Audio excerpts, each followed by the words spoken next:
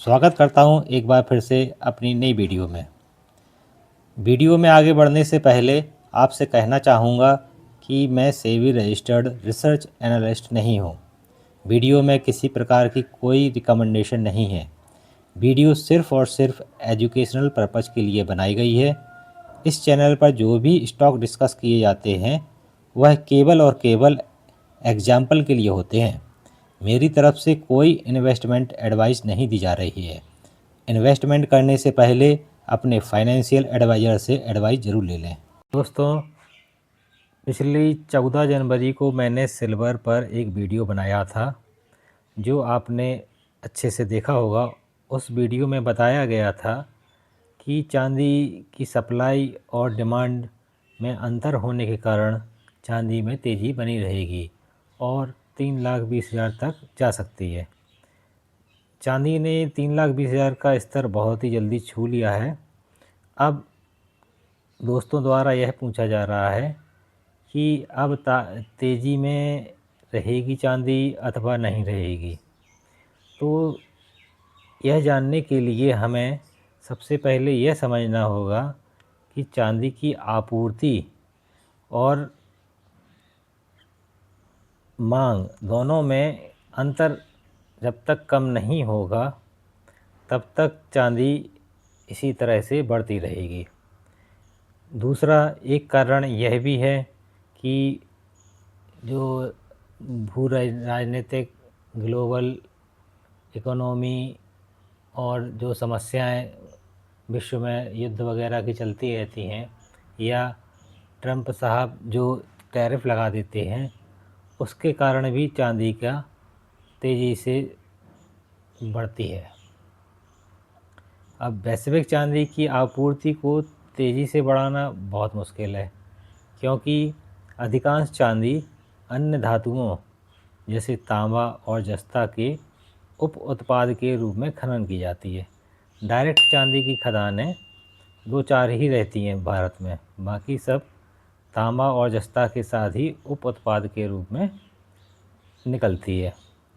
कीमतें बढ़ने पर खदानें अचानक से तो चांदी का उत्पादन नहीं बढ़ा सकती।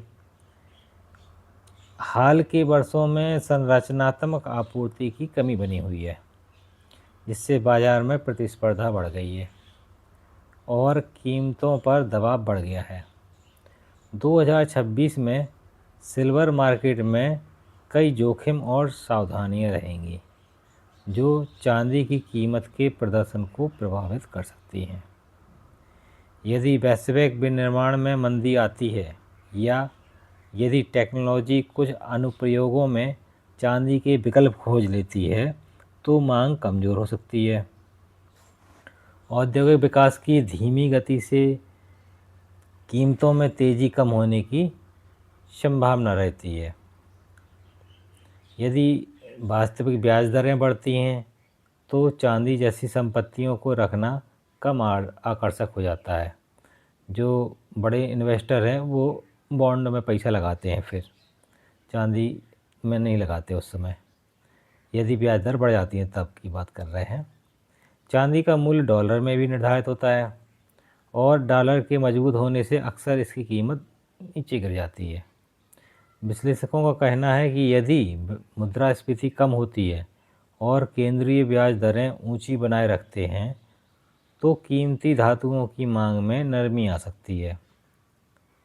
सोने की तुलना में चांदी कहीं अधिक अस्थिर हो सकती है। जब कीमतें तेज़ी से बढ़ती हैं तो उनमें अक्सर अचानक गिरावट भी आ जाती है। इसका एक कारण यह है कि चांदी का बाज़ार सोने की तुलना में काफ़ी छोटा और सीमित होता है, जिसका अर्थ है कम लिक्विडिटी एवं हाई वॉलेटिलिटी। अब आगे वित्त मंत्री निर्मला सीतारमण 1 फरवरी को 2026-27 का केंद्रीय बजट पेश करने वाली हैं। उन्हें तस्करी पर अंकुश लगाने के लिए जुलाई 2024 में सोने और चांदी पर आयात शुल्क 15% से घटाकर 6% करना पड़ा था। भारत अपनी सोने और चांदी की अधिकांश मांग आयात के माध्यम से पूरी करता है, जिसमें हाल के महीनों में भारी वृद्धि हुई है, जिससे व्यापार घाटा बढ़ गया है और रुपये पर दबाव पड़ा है। इसलिए ऐसा लग रहा है कि सरकार बजट में आयात को कम करने के लिए सोने और चांदी पर आयात शुल्क बढ़ा सकती है। अब सिल्वर फ्यूचर MCX के चार्ट पर देख लेते हैं कि चार्ट क्या कह रहा है, तेजी हो सकती है या मंदी हो सकती है। तो देखिए यहाँ पर देखिए ये स्टार यहाँ कैंडल्स के नीचे बना हुआ है और अभी काफ़ी बड़ा गैप इसमें चल रहा है। इसका अर्थ ये है कि सिल्वर में अभी तेज़ी बरकरार रहेगी। चार्ट तो यही कह रहा है।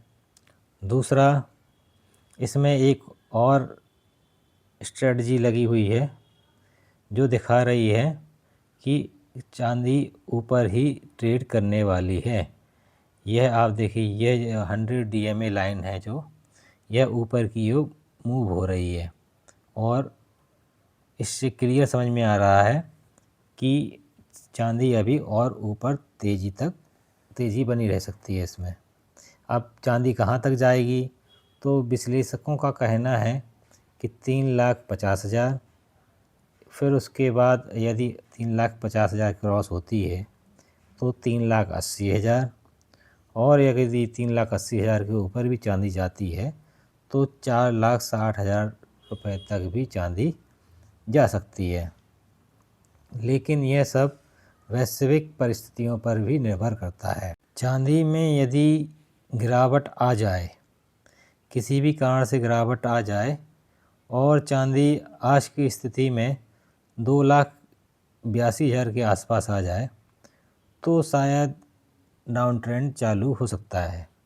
लेकिन चांदी में कम से कम बड़ी गिरावट हो और 1 या 2 दिन लगातार हो, तब जाके चांदी में डाउन ट्रेंड चालू हो सकता है। जब ये स्टार और यहाँ से जो कैंडल बनेगी ये डाउन साइड बन जाए और ये स्टार कैंडल में मिल जाएगा, तब जाकर यह स्टार किसी कैंडल के ऊपर बनेगा और तब चार्ट यह प्रदर्शित करेगा कि चांदी में डाउन साइड आ गई है। लेकिन अभी फ़िलहाल ऐसा नहीं लगता है। फिर भी यदि कोई डाउनफॉल आती है चांदी में तो एक सपोर्ट जो चार्ट पर दिख रहा है वो है 2,43,968 रुपये के आसपास, यानी कि मोटा मोटी 2,44,000 के आसपास आ सकती है। यदि 2,44,000 चांदी आती है तो शायद यह खरीदने का मौका रहेगा। जो निवेशक ETF के माध्यम से सिल्वर बीज यानी निपॉन इंडिया का जो ETF है उसमें निवेश करते हैं, उनके लिए मैं बता दूं कि अभी सिल्वर बीज में डाउन ट्रेंड लग रहा है। यदि 27 जनवरी को निपॉन इंडिया सिल्वर बीज तेज़ी नहीं पकड़ पाता है तो इसमें डाउनफॉल और गहराया जाएगा। इसलिए सावधानी के साथ काम करें। यदि आपके पास MCX या फिजिकल में चांदी है तो होल्ड करने की सलाह रहेगी और सावधानी के साथ देखिए। यदि कोई बड़ी गिरावट चांदी में लगातार 1 या 2 दिन आती है तब इसे फिर से एक बार आपको देखना पड़ेगा कि क्या किया जाए। धन्यवाद दोस्तों। यदि आपको वीडियो में दी गई जानकारी अच्छी लगे और आप चांदी में या सोने में और वीडियो बनवाना चाहते हो तो कमेंट करें, अपने दोस्तों के साथ शेयर करें, चैनल को सब्सक्राइब करके वीडियो को लाइक करने की कष्ट करें। धन्यवाद।